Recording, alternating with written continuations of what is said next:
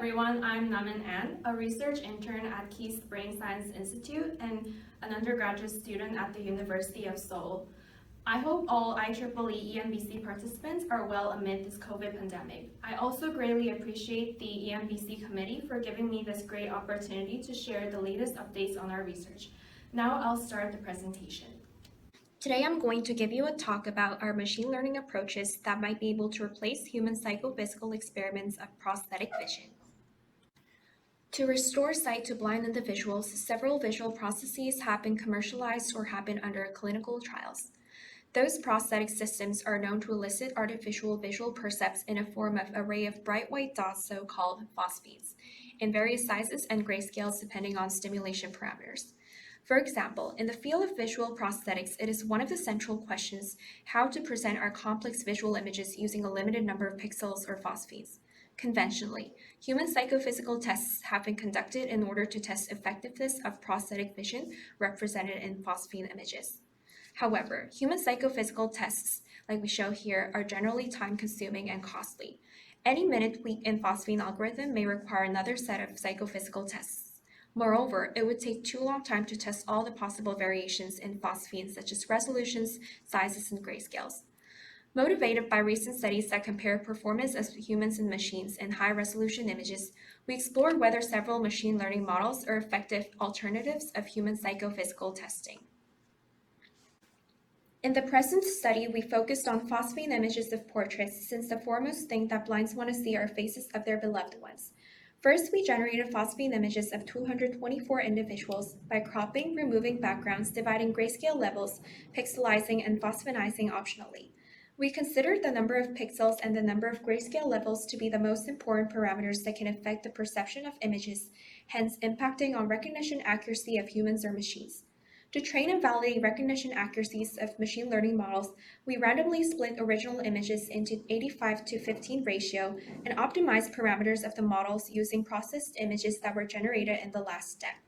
We built 10 types of models, used 14 stimulus sets that include different types of demographic distribution, and set the number of classes to be 16 and made 2 and 4 combinations out of 16 to match common procedures of human experiments. We are about to start testing human subjects as well as to compare with our machine learning results to compare and predict human recognition accuracy. In general, 10 different models showed largely similar performances for images in original resolutions, indicated by no statistical significance across models. For low-resolution phosphenes, though, the hit rate of phosphenes generally increased as the pixel size increased, notably more than when grayscale levels increased.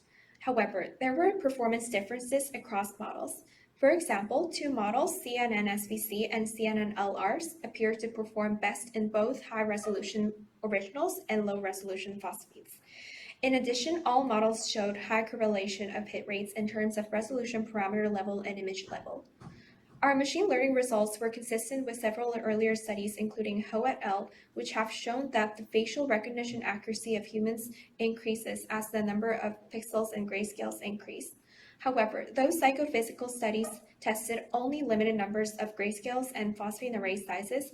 For example, here there were 2, 4, and 8 grayscale levels and just 2 phosphene image resolutions, 16:16 and 24:24.